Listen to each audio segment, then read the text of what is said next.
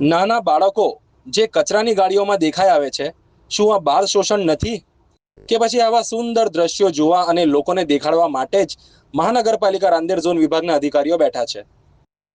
રાંદેર ઝોનમાં door to door કચરાની ગાડીઓમાં નાબાલિગ બાળકોને કામ પર લગાડવામાં આવી રહ્યા છે. આ માત્ર ઉદાસીનતા નથી, આ કાયદાનો ખુલ્લો ભંગ અને બાળ શોષણ છે.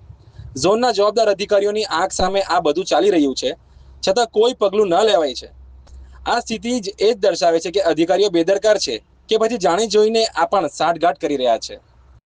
આજે શહેરમાં કોઈ મોટું અધિકારી કે નેતાના આગમનના સમાચાર સાંભળવા મળે તો તેને દેખાડવા માટે શહેરના તમામ કર્મચારીઓ, અધિકારીઓ અને આખું તંત્ર કામે લાગી જાય છે અને બધું કાયદેકીય રીતે વ્યવસ્થાપૂર્વક ચાલી રહ્યું હોય તે બતાવવાના પ્રયત્નમાં જૂટી જાય છે.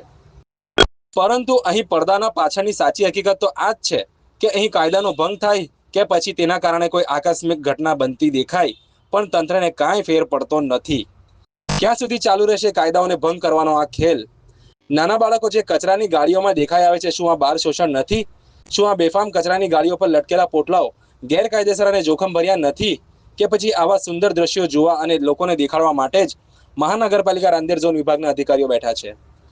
મહાનગરપાલિકાની સાથેનો કોન્ટ્રાક્ટ ધરાવતા ડોર ટુ ડોર દ્વારા આવી ગેરરીતિ કરવી એ સ્પષ્ટ જળપિંડી, નિયમ ભંગ અને બાળકોના અધિકારોનો ક્રૂર ભંગ છે.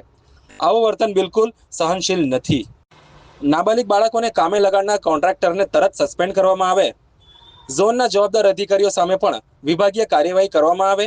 આ સમગ્ર પ્રકરણની ઉચ્ચ સ્તરીય તપાસ શરૂ કરવામાં આવે અને પરિણામ જાહેર કરવામાં આવે.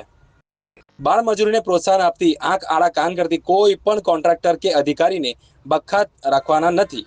રાંદેર ઝોનમાં ચાલતી આ ગેરવ્યવસ્થા પર તાત્કાલિક અને સખત પગલાં લેવા તે અત્યંત આવશ્યક છે.